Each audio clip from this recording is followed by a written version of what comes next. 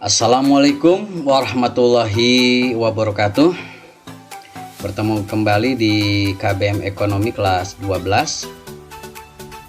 Mudah-mudahan sehat ya. Jangan lupa keluar rumah pakai masker. Baik, kali ini Bapak akan menyampaikan dua subpokok bahasan ya. Pokok bahasan yang akan Bapak sampaikan. Kita langsung saja untuk ke materi.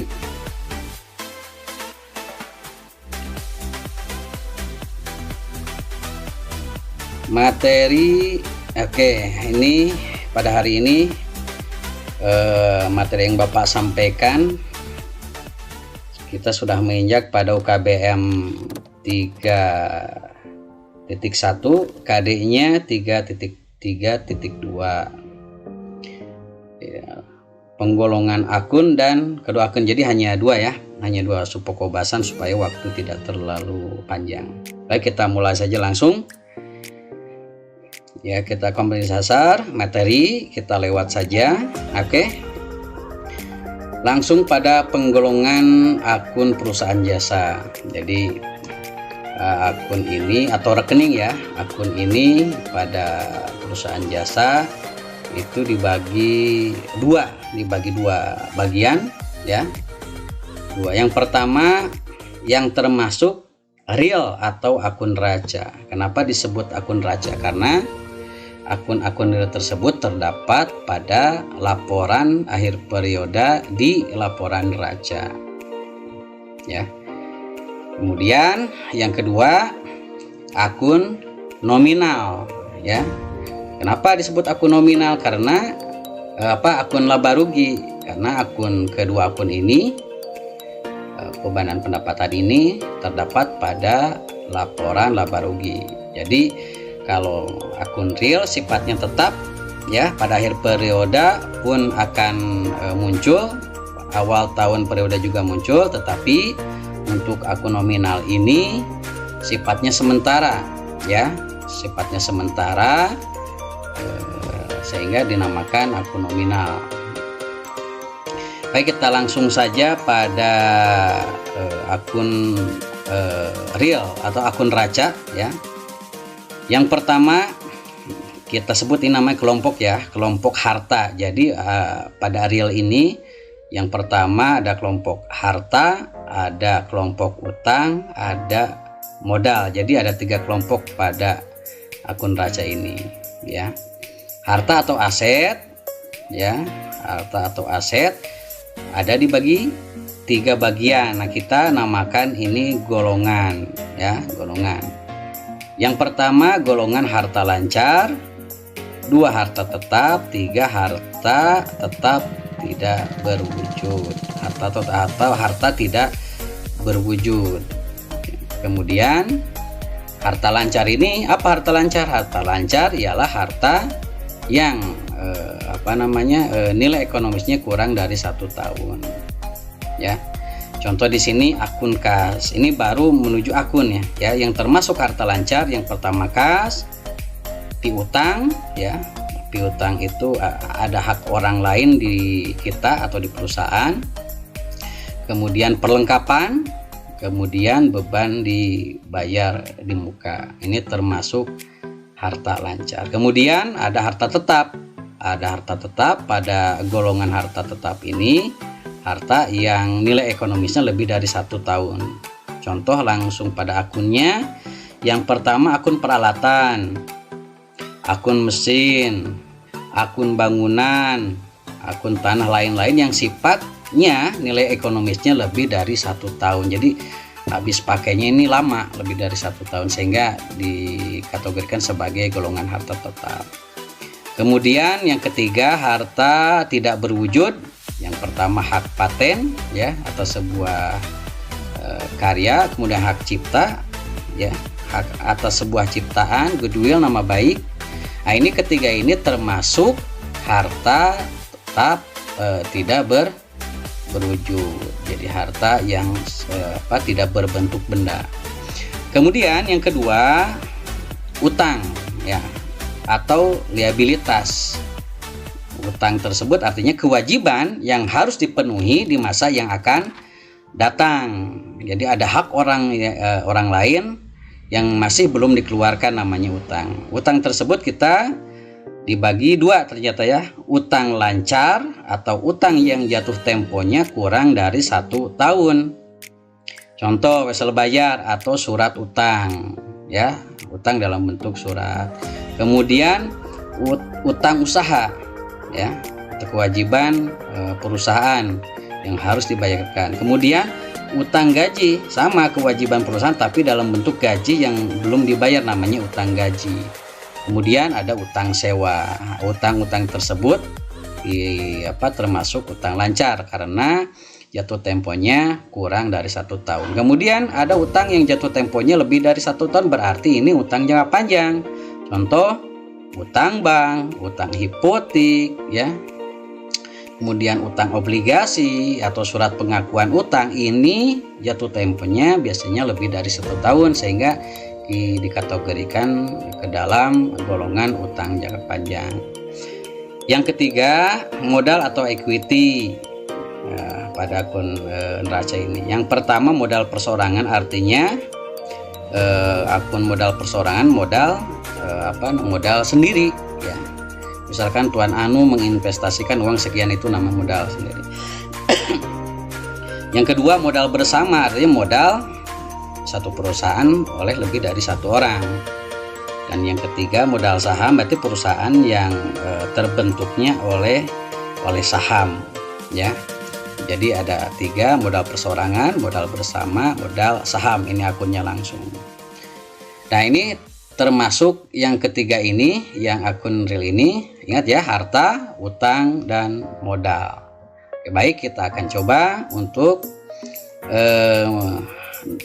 akun nominal atau akun laba rugi ya, yang sifatnya temporer yang terdapat pada akun laba rugi pada akhir periode. Pada kelompok akun nominal ini ya, walaupun ini yang keempat karena ada 5 kelompok akun, pada 4 kelompok akun yang keempat ya, atau pada akun yang pertama nominal ini namanya pendapatan atau revenue, yang kedua beban. Yang termasuk nominal ini pendapatan dan beban. Ingat ya, sebelah kiri akun real, sebelah kanan akun nominal ya. Pendapatan ya, ini berarti hasil dari usaha. Kita bagi 2. Yang pertama pendapatan usaha, artinya pendapatan yang dihasilkan dari usaha pokok gitu. Contohnya ini pendapatan jasa, ataupun misalkan usaha pokoknya menyewakan kamar atau ruangan, berarti pendapatan usahanya ya pendapatan sewa. Yang kedua, pendapatan di luar usaha, artinya hasil usaha di luar pokok kegiatan utama perusahaan. Contohnya misalkan perusahaan punya tabungan nih ya, perusahaan tabungan, dan uang sebagian keuntungan disimpan di bank ya, disimpan di bank, tadi didepositokan atau apa, sehingga pada akhir tertentu mendapatkan namanya pendapatan bunga oleh karena menyimpan uang. Nah, pendapatan bunga ini kita kategorikan bukan pendapatan usaha pokok tapi pendapatan di luar usaha pokok gitu ya.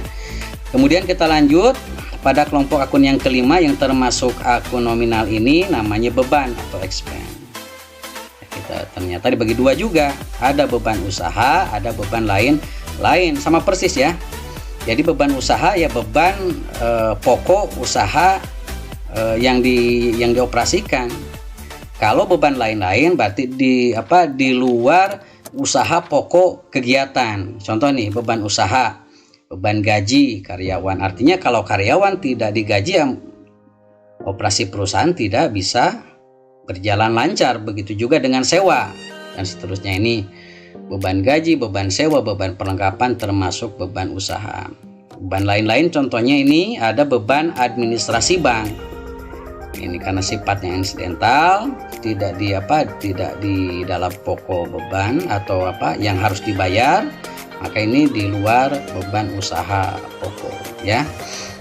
Beban jadi mengeluarkan sesuatu karena kita mendapatkan sesuatu.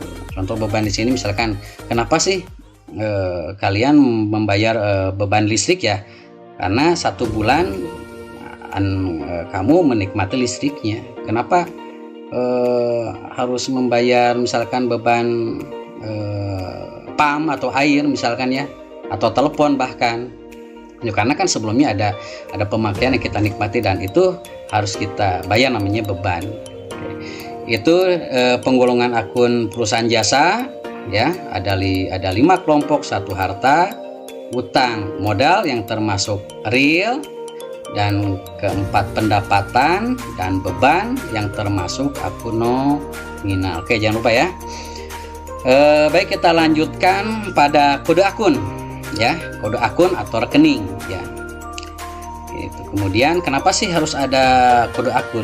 Ternyata pada pencatatan akuntansi nanti kita ketemu pada kode akun, dan itu ada kegunaannya, ada fungsinya. Baik, kita langsung saja kegunaan kode akun ya. Kode akun yang pertama menyediakan identifikasi secara ringkas ya, mengidentifikasi mana termasuk harta, mana termasuk utang, termasuk harta lancar, harta tetap, dan seterusnya. Kemudian mempermudah pencarian rekening yang diinginkan. Yang ketiga, mempermudah pencatatan dan penyimpanan data, karena masing-masing kode ini berbeda, nanti kita akan bahas. Yang keempat, mempermudah untuk proses selanjutnya. Artinya proses selanjutnya itu proses pencatatan selanjutnya, karena pada akuntansi ini berjenjang pencatatannya, akan di transaksi, kemudian ke jurnal umum, setelah jurnal umum ke buku besar, dari buku besar pada akhir tahun ke neraca saldo, dan seterusnya. Ini mempermudah untuk proses selanjutnya. Kemudian pada kode akun ini Bapak akan sampaikan 3 cara pemberian kode akun ya.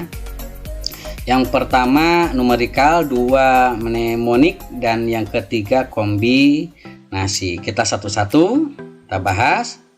Baik, yang pertama kode akun sistem numeral atau numerikal adalah pemberian nomor kode akun dengan menggunakan angka 0 sampai 9.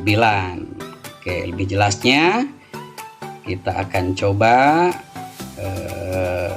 diagram ya. Ini harta ya, harta lebih supaya lebih terwakili lah. Kita sebut harta, utang, modal, pendapatan banyak. Bapak contoh supaya lebih mudah harta saja dulu. Harta di sini kita namakan kelompok akun, namanya kelompok harta. Kemudian kita kasih angkanya 1. Kemudian harta ini karena dibagi 2, harta lancar, harta tetap, maka harta lancar diberikan 1, kemudian harta tetap diberikan nomor 2. Nah, ini harta kedua ini kita namakan golongan harta lancar, golongan harta tetap. Kemudian di sini termasuk harta lancar seperti Bapak sampaikan tadi, kas, piutang, perlengkapan. Nah, ini namanya kode akun ya. Kode akun karena ini langsung pada akunnya, akun-akun ini. Kas misalkan kodenya 111. Dari mana ini? 1 yang pertama dari kelompok harta, karena kelompok harta itu yang pertama urutannya. Kemudian 1 yang kedua yakni dari golongan berarti kas ini termasuk harta lancar, jadi 1. Kemudian 1 angka yang ketiga menunjukkan akun itu sendiri, jadi kas. Jadi kas itu kodenya 111. Kemudian sama juga ini, misalkan peralatan di sini ya, peralatan kodenya 121. Dari mana ini? 1 itu menunjukkan kelompok akun yang pertama atau harta, kemudian 2 ini menunjukkan golongan harta tetap atau yang kedua. Kemudian angka yang ketiga menunjukkan akun peralatan itu sendiri, sehingga akun peralatan kode akunnya 121. Setelah peralatan apa? Misalkan gedung, berarti setelah 121 gedung 122 sama persis, satu dari kelompok akun yang pertama harta, yang kedua golongan yang kedua harta tetap, dan kedua akun itu sendiri namanya gedung. Itu dengan sistem numerikal atau numerial, itu yang pertama. Kemudian yang kedua, kode akunnya dengan sistem mnemonik, ya. Pemberian nomor kode akun dengan menggunakan huruf. Kalau numerial tadi berdasarkan pengkodeannya angka, sekarang pengkodeannya dengan huruf. Baik, kita lebih jelasnya lihat di gambar ini, ya, sama ya. Harta termasuk kelompok, ya, ada kelompok harta, ada kelompok utang, ada kelompok modal, ada kelompok pendapatan, ada kelompok beban. Kita contohnya harta dulu supaya lebih mudah. Kemudian ada golongan harta lancar sama seperti kemudian kas. Namun di sini pengkodeannya tadi harta numerial dengan angka, namun di sini dengan huruf, ya, diwakili harta itu kelompok harta itu hurufnya H.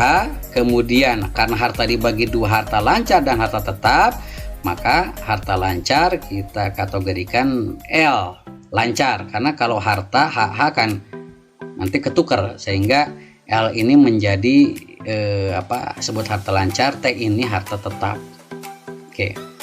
Kemudian akun harta lancar di sini akun ada kas, piutang, perlengkapan, namun kas di sini kalau tadi 111, sekarang kas itu HLK. HLK ini berasal dari mana?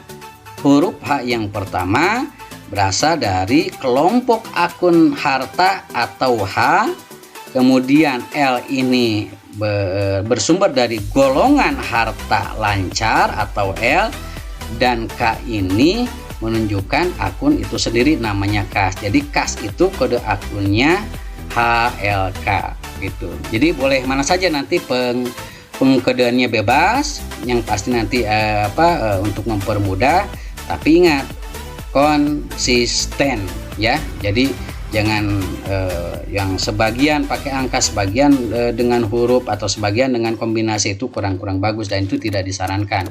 Jadi salah satunya saja secara konsisten. Begitu juga contoh di sini, misalkan gedung, ya, contohnya akun gedung ini. Kenapa ini kode akunnya HTG? Ternyata gedung ini H-nya itu dari kelompok harta, T-nya itu dari golongan harta tetap, dan G-nya itu akun itu sendiri namanya gedung. Ya, jadi HTG ialah akun gedung. Itu pengkodean dengan sistem mnemonik. Berarti yang ketiga sekarang, ya, kita beralih yang ketiga. Oke.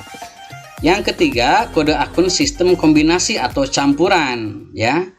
Pemberian nomor kode akun dengan menggunakan huruf dan angka. Ingat, ya, huruf dan angka. Kalau tadi angka yang pertama, kedua huruf, yang ketiga huruf dan angka. Namun ada catatan di sini. Pada kelompok, ya, kelompok akun itu dengan huruf. Kalau golongan dengan huruf, kalau akunnya langsung dengan angka. Jadi kelompok akunnya huruf, golongan akunnya huruf, ada akunnya langsung dengan menggunakan angka. Oke, baik, lebih jelas sama persis kita bahasnya harta. Masih ini yang namanya harta, kelompok akunnya harta, golongan, dan ini akun-akunnya ini. Baik, harta masih tetap kodenya H. Kemudian harta lancar ini L, ini T. Harta yang menunjukkan L itu lancar, T itu harta tetap yang termasuk golongan. Kemudian pada akun-akunnya ini, contoh di sini kas, ya. Kalau yang pertama tadi numerial 111, kemudian yang kedua ini nomenik dengan HLK, ya, dengan campuran menjadi HL1. Artinya apa? H-nya itu sama pada kelompok akun harta, L-nya itu pada golongan harta lancar, dan satunya itu menunjukkan akun yang pertama. Itu juga piutang, termasuk dari harta kelompok harta, kemudian piutang tersebut termasuk harta lancar, dan piutang termasuk akun yang kedua, dan seterusnya dan seterusnya. Jadi hampir sama tapi dengan kombinasi yang berbeda-beda ya gitu. Nah, ini barangkali itu saja yang bisa Bapak sampaikan dari ketiga kode akun ya. Mudah-mudahan ini bermanfaat ya. Itu Bapak selalu mengutip di akhir ya. Barang siapa yang tidak mau merasakan pahitnya belajar, ia akan merasakan hinanya kebodohan sepanjang hidupnya. Bapak kutip dari Imam Syafi'i. Mungkin itu yang bisa Bapak sampaikan mengenai penggolongan akun dan pengkodean akun. Jadi perlu diingat di kesimpulan pertemuan kali ini, penggolongan akun itu dibagi dua kelompok. Yang pertama, kelompok akun real yang terdiri dari harta, utang, modal, dan yang kedua akun nominal atau akun laba rugi yang terdiri dari satu pendapatan, dua beban. Kemudian untuk pengkodeannya atau pemberian kode rekeningnya, kita tadi sudah sampaikan ada 3 jenis pengkodean, 1 numerial, 3 mnemonik, dan yang kedua mnemonik, yang ketiga campuran atau kombinasi. Mudah-mudahan pada pertemuan kali ini ada manfaatnya. Terima kasih. Mudah-mudahan kita ketemu di lain kesempatan pada materi yang berbeda. Wabillahi taufiq wal hidayah. Wassalamualaikum warahmatullahi wabarakatuh.